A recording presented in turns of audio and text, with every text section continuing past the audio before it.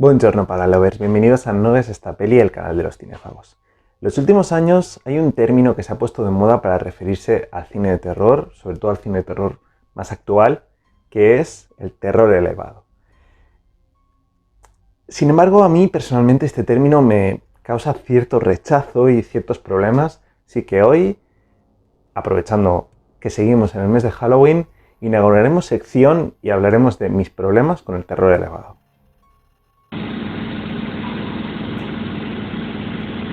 Primero de todo sería definir qué es el terror elevado. Terror elevado se usa sobre todo por parte de la crítica, de cierta crítica especializada, para referirse a, películas de terror que según ellos son elevadas, es decir, que son más allá de las películas de terror normales, porque tratan otros temas o profundizan de otra forma o tienen otra dimensión, podríamos decir. Ejemplos de películas de terror elevado recientes hay muchas. Tenemos, por ejemplo, Hereditary, por ejemplo, Babadook, por ejemplo, The Witch, por ejemplo, Déjame salir. Entendéis más o menos por dónde va el concepto, ¿no? Principalmente, sobre todo, yo tengo dos problemas con el terror elevado. El primero de todos es la propia definición del concepto, es decir, películas de terror elevadas, que van más allá de lo normal en el género. Porque ¿cuál es el problema de llamarlas elevadas? De decir que estas películas van más allá del género, que no es cierto. Es decir, por ejemplo, Déjame salir. Déjame salir trata temas de racismo, por ejemplo, o trata temas que van más allá del terror. Otro ejemplo que he dicho, ¿no? Hereditary. Hereditary se considera terror elevado porque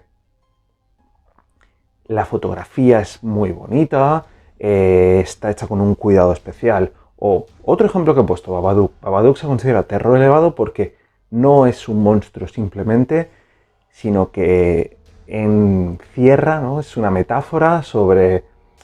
Hay gente que aquí ha dicho varias cosas, ¿no? Pero bueno, sobre todo es una metáfora sobre la depresión y sobre la pérdida, y el monstruo realmente es el ser humano, todas estas cosas. El problema es que esto no es nuevo, que se ha hecho estas cosas antiguamente.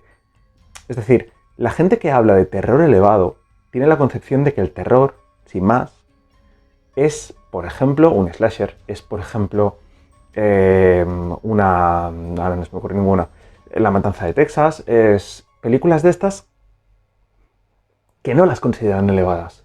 Y esto es muy injusto para el cine de terror, porque el cine de terror no solo es un monstruo que da miedo, o no solo es un asesino muy malo que mata.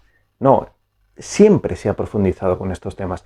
Sin ir más lejos, La Noche de los Muertos Vivientes es una alegoría del racismo, por ejemplo. Aquí podemos hablar de que en verdad el actor negro no estaba planeado en el guión y fue por casualidad, etcétera, etcétera. Pero bueno, se convirtió en una alegoría del racismo en el cine. Siguiendo con la trilogía de Romero, la siguiente película, Dawn of the Dead, es una alegoría del consumismo, ¿no? Cerrados en un centro comercial, etcétera, etcétera. Siempre, o casi siempre, se han hecho estas cosas. Se ha utilizado el terror para hablar de otras cosas. Y esto no es nuevo, y ese es el problema. Estas películas no son elevadas porque siempre se ha hecho en el terror. Es que hasta incluso... Este es otro problema que tengo con esto. Hasta incluso una película como podría ser, por ejemplo, El ataque de los tomates asesinos, ¿vale? Vale que es una parodia. Pero bueno, ya me entendéis a qué me refiero. O Viernes 13, por ejemplo. Que no, a lo mejor no buscan tanto esta alegoría o no buscan tanto hablar de otras cosas. No, ¿qué problema hay con eso? ¿Qué problema hay con que la película busque asustar sin más? Insidious, por ejemplo, ¿vale? Es una película de terror que busca asustar sin más. No hay una alegoría, no hay nada. ¿Y qué? No es... Insidious, concretamente, es una película que está muy bien rodada. Es una película, no es Hereditary, porque no bebe tanto del Resplandor, pero igualmente es una película muy bien rodada, es una película muy bien hecha y es una película visualmente espectacular, pero no es terror elevado. El segundo problema que tengo con esto está muy relacionado. Es decir, el problema de la gente que habla de terror elevado es que no considera al terror un género decente y tiene que inventarse excusas y alegorías y darle un toque más profundo para que ese cine de terror sea para ellos, lo puedan ver. Recientemente estamos teniendo una polémica, sobre todo en redes sociales, respecto al cine de superhéroes, ¿no? Gente como Coppola, como Scorsese, como Proyas, dicen que este no es cine, son parques de atracciones.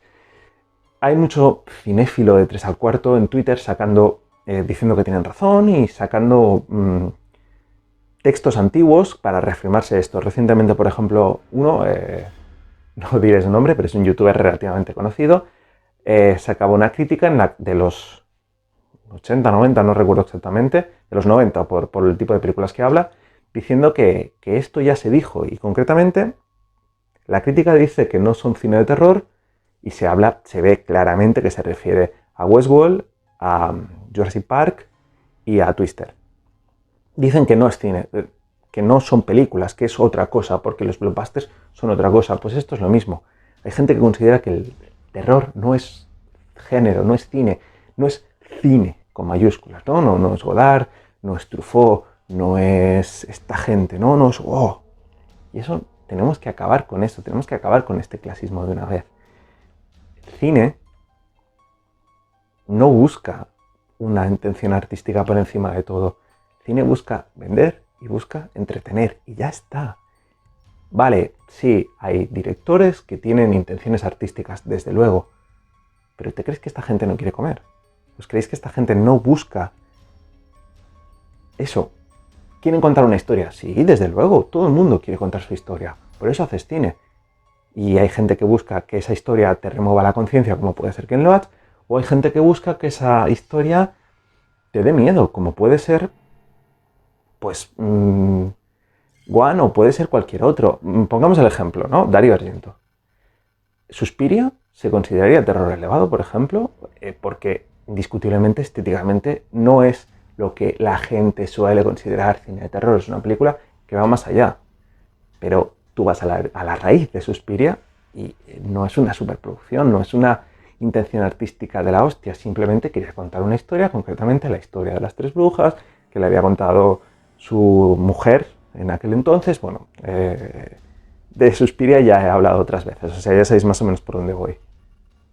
¿Nos creemos que Argento tenía una intención súper artística, súper arte detrás? No, buscaba ganarse un dinero y contar una historia, y ya está. Y me vale para Fulci, por ejemplo. ¿Crees que Fulci tenía una intención súper profunda detrás de sus películas? No, buscaba vender, buscaba comer Fulci, y ya está. Aparte de eso, ¿quería dar su toque? Pues sí, da un toque sangriento, da un toque macabro. Tú ves las películas, todas las películas de Fulci tienen muchos, por ejemplo, animales atacando, son muy sangrientas, etcétera, etcétera. Ya entendéis por dónde voy. ¿Son menos directores Fulci y Argento? Desde luego que no, no. Y lo mismo me vale, por ejemplo, para Yorgos Lanthimos. ¿Os creéis que Lanthimos, con todo lo arty, no deja de ser una estrategia para él vender, para hacerse un hueco? Es que busca contar una historia, Langosta busca contar una historia y es una metáfora. Sí, desde luego que lo es. ¿Pero os creéis que la hubiera vendido gratis? Aparte, esta mentalidad es muy peligrosa porque estamos suponiendo que el artista no tiene que comer, lo hace por amor al arte. Eso es una gilipollez como un castillo de grande. Y es, como digo, muy peligroso. Así pues, recapacitamos, principalmente son 2 problemas. Uno, que esto no es nuevo, que el terror siempre ha sido así. Y 2, y sobre todo, que el terror no es un género menor. Muchas gracias, como siempre, os dejo los 5 segundos de la suscripción y nos vemos en la próxima. Adiós.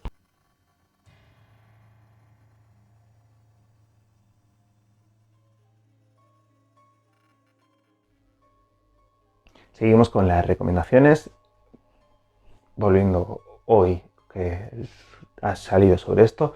Vamos a hablar de un podcast, concretamente El Vigilante. Son muy poquitos capítulos, llevan solo 10.